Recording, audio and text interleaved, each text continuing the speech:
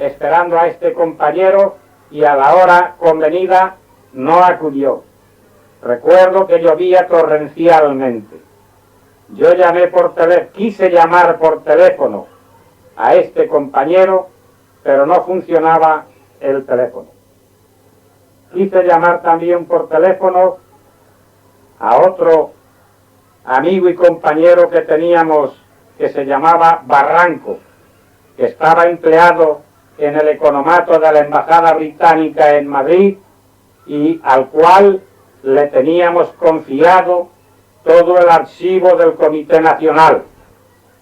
Este lo tenía perfectamente escondido en el economato de la Embajada Británica para tenerlo a salvo de toda contingencia, y cuando necesitábamos algunos de los documentos que allí había guardados, se lo pedíamos a Barranco para que nos los trajera.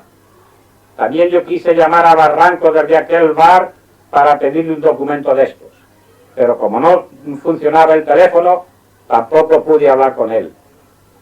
En consecuencia, decidí, porque ya era la hora, marchar para el domicilio de Riancho, ya que a esa hora tenía citado yo allí a Enrique Esplandiú.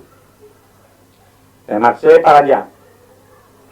Entré en casa de Riancho y enseguida llegó Enrique Esplandiú. Estuvimos allí despachando lo que teníamos que hacer y Enrique me comunicó que acababan de informarle de que se habían producido unas detenciones de 2 o 3 compañeros. Entonces, allí a la máquina le dicté una nota para que se la llevase a Ramón Gómez Monedero, que era el secretario del Comité Pro Presos del Comité Regional del Centro, a fin de que fuera a avisar a otros compañeros de que habían detenido a estos y a retirar 2 pistolas de un domicilio que me habían dado. Yo le dicté a Enrique Esplandiú esta nota para que se la entregara a Monedero y Monedero se la entregara al interesado que debía de hacer esta misión en un papel de los llamados de barba. No había otra mano. Después de esa la nota, bajamos por la escalera y al llegar al portal fuimos encañonados por la policía. Con las manos en alto nos hicieron subir al piso de donde procedíamos.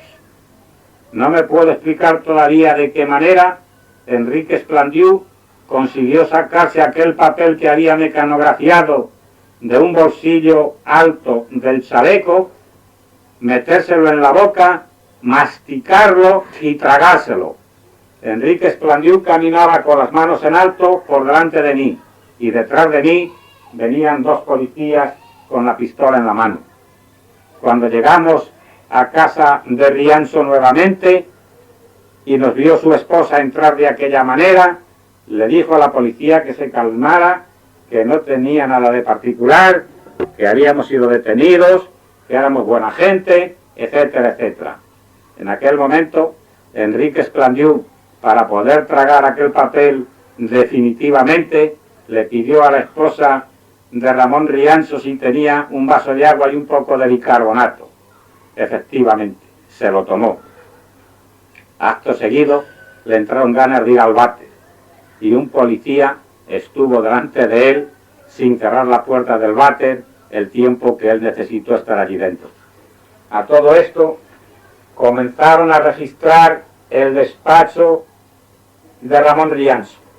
Después de más de 1 hora de registrar todos los legajos y todo lo que él tenía allí de material profesional, ya nos íbamos a marchar, puesto que no habían encontrado nada delictivo, cuando al decir uno de bueno, vámonos, aquí no hay nada, otro de los agentes echó mano a un papel de calcar que había sobre la máquina de escribir y lo puso al trasluz, leyendo lo que se había escrito, en cuyo papel habían quedado perfectamente visibles algunas de las frases que yo había dictado a Enrique Esplandiú para mecanografiar aquel papel.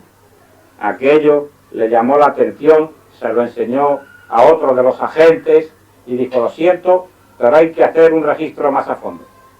Aquí tiene que haber algo por fuerza. Y claro que había.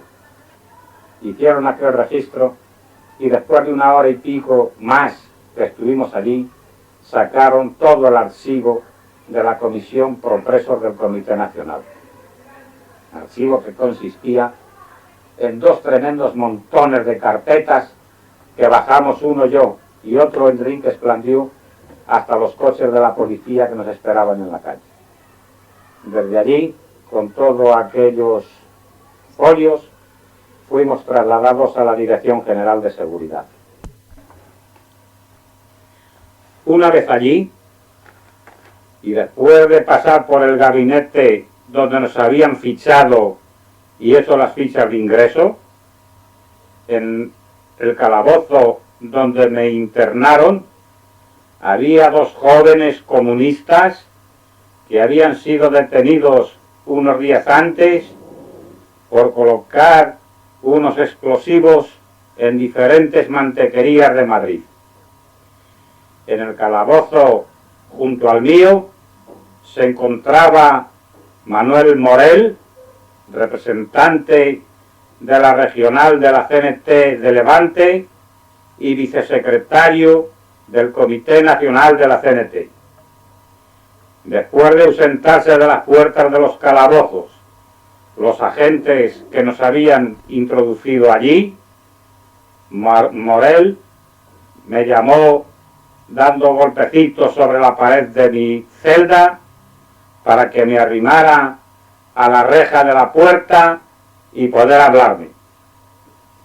Así me enteré de que el día antes habían caído detenidos casi todos los miembros del Comité Nacional.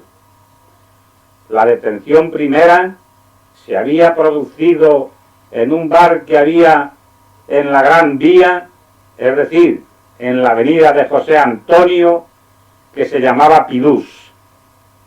Y después habían ido por los domicilios de los diferentes miembros del Comité Nacional, deteniéndoles la policía.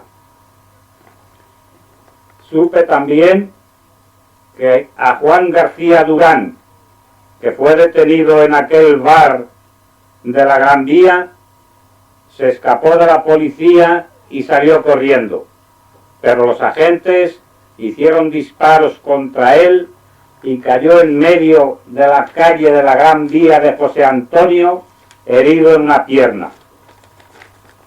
Fue trasladado al equipo quirúrgico para curarle, y desde el equipo quirúrgico, a pesar de tener un guardia vigilando la cama en que estaba él hospitalizado, a los pocos días logró fugarse.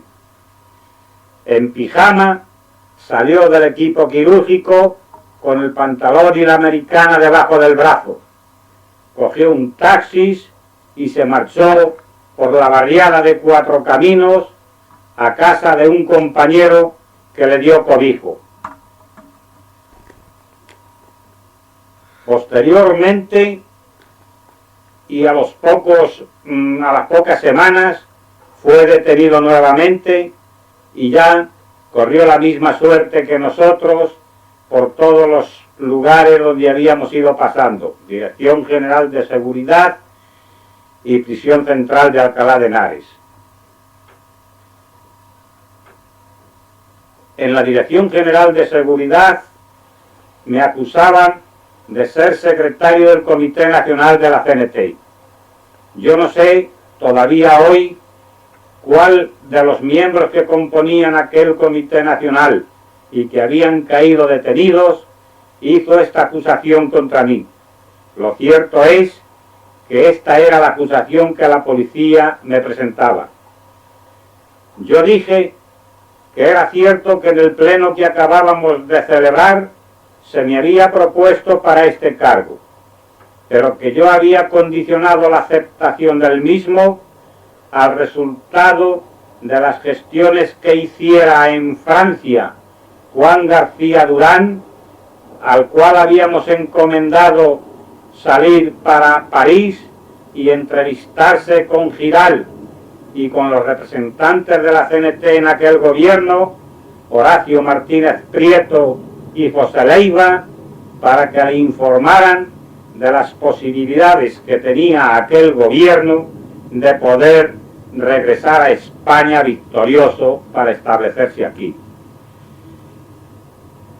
Entonces, la aceptación o no de mi cargo como secretario general del Comité Nacional de la CNT estaban limitadas al resultado de aquella gestión, ya que en manera alguna aceptaría yo ser secretario de un comité nacional que tendría que pactar con el futuro rey de España o con sus representantes en Madrid.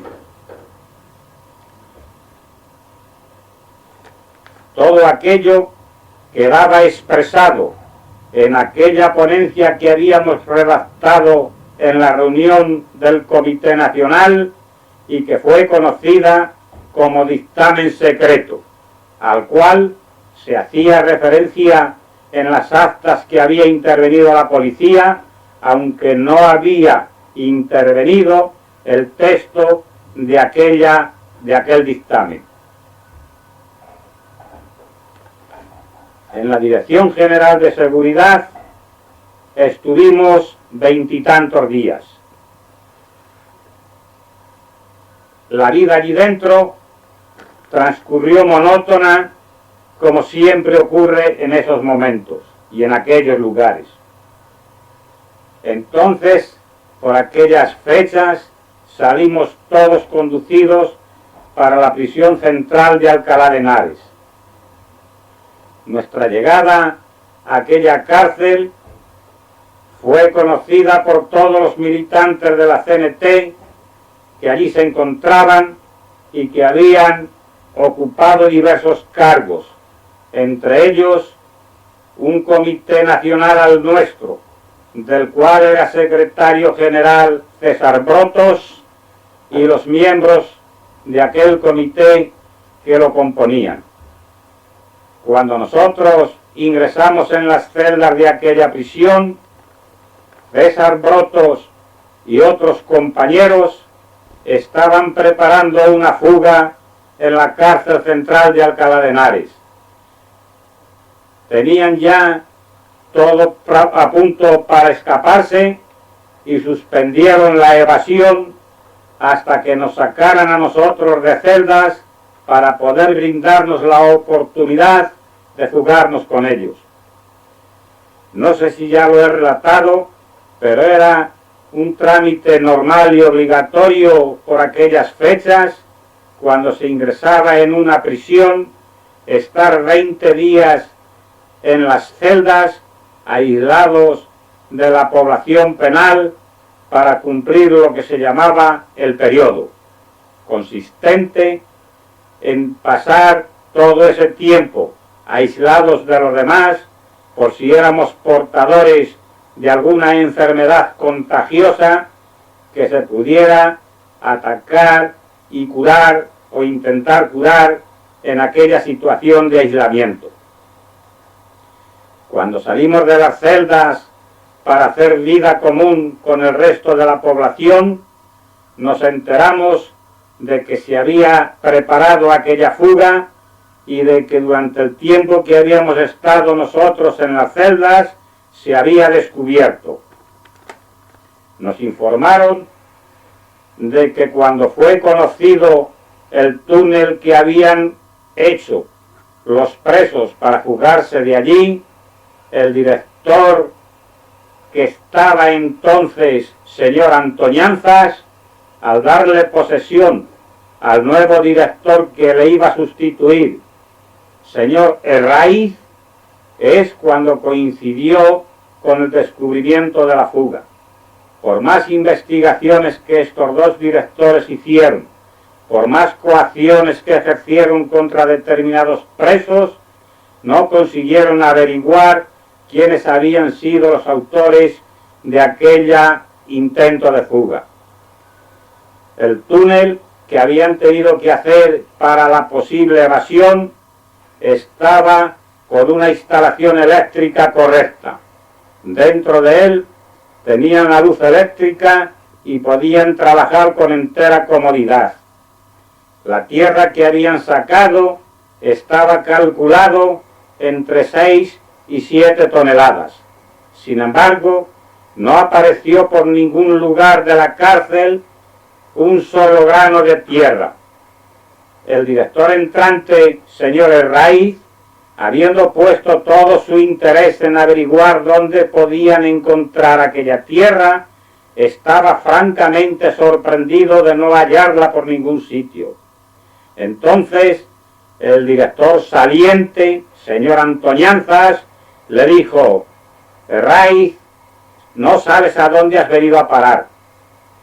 La calidad de los presos que desde ahora vas a tener bajo tu mando es de tal naturaleza que si el comité de la prisión, constituido por los propios presos, ordena que cada uno de ellos se coma un bote de tierra, estos se los comen sin rechistar.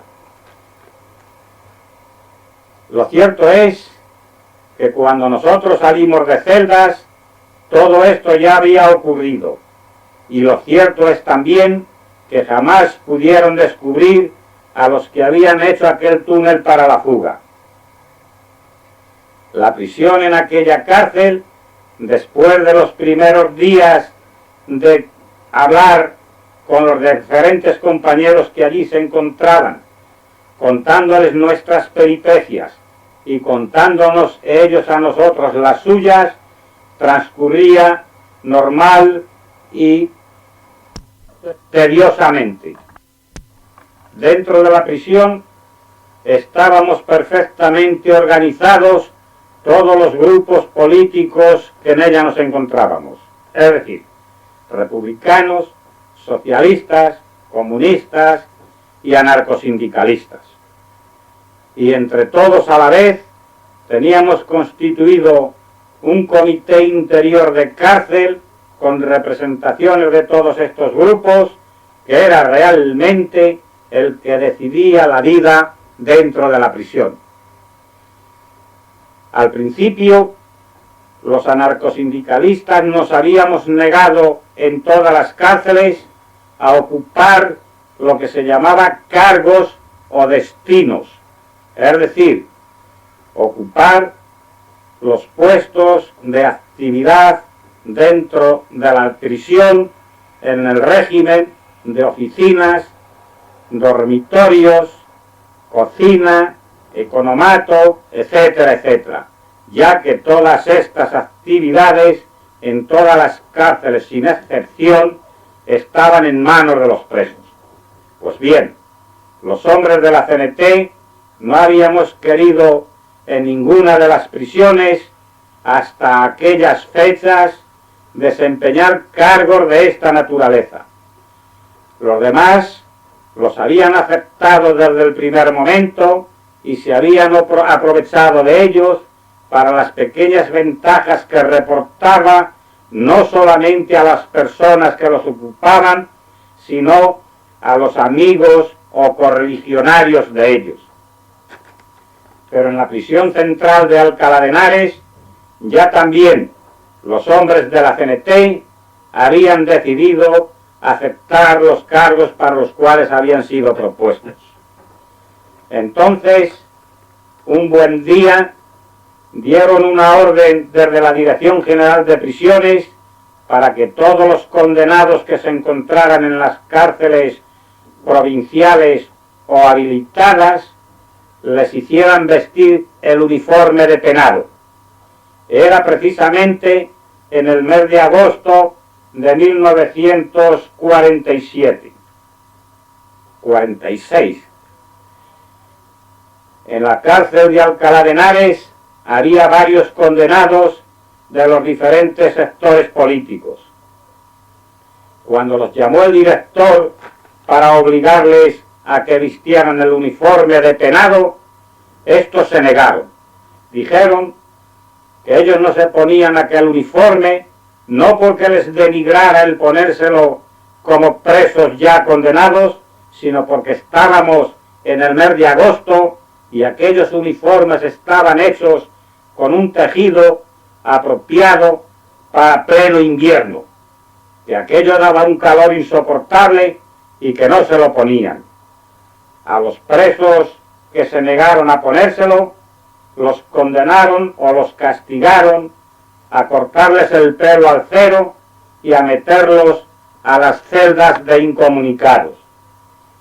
Cuando el resto de la población penal tuvimos conocimiento de aquello, entonces tratamos el Comité Interior de la cárcel de solidarizarnos con aquellos condenados, adoptando una actitud de solidaridad con ellos. El secretario del Comité Interior de los Presos, que era precisamente Juan García Durán, vino a consultarnos a nosotros, al Comité Interior de Cárcel de la CNT, del cual yo era secretario, para decirnos qué considerábamos que se debía de hacer. El Comité Interior de la CNT de la cárcel se reunió y trazamos un plan perfectamente estudiado. Entonces yo le expliqué a Juan García Durán el acuerdo nuestro. Consistía en que el primer día los presos que ostentaban destinos en la prisión no acudieran a realizar sus funciones. Como ninguno de los que estábamos en esta situación habíamos sido todavía condenados en nuestra calidad de presos preventivos, estimábamos que no teníamos por qué aceptar ningún trabajo dentro de la cárcel, aunque nos lo mandaran, puesto que no había sobre tal cuestión nada legislado, que por lo tanto el Comité Interior de Cárcel diera al día siguiente una orden a todos los grupos políticos para que sus afiliados no acudieran a los puestos de trabajo o destinos, como se decía entonces, que tuvieran asignados. Nosotros sabíamos perfectamente que los primeros que tenían que negarse a asistir a ocupar sus puestos de trabajo eran los que trabajaban en la cocina, ya que los que trabajaban en la cocina tenían que incorporarse a sus funciones a las 6 de la mañana para preparar el rancho y para preparar el agua aquella negra que se llamaba café para el desayuno. A esa hora, cuando el funcionario de guardia entró por las distintas galerías llamando a los presos que trabajaban en la cocina para que acudieran a sus puestos, estos se negaron a ir y dijeron que ya se habían cansado de trabajar en aquel puesto y que no estaban dispuestos a continuar ni un día más. Como todos dieron la misma respuesta, el funcionario de guardia se lo comunicó al jefe de servicios. El jefe de servicios vino con ellos para tratar de convencer a todos los presos que trabajaban en la cocina para que acudieran a sus puestos. El resultado de esta gestión fue el mismo que había tenido el funcionario. A la vista de que era bien claro el plante que habíamos provocado, el jefe de servicios avisó a don Justo Herraiz, el director de la cárcel, que vivía en el mismo edificio de la prisión.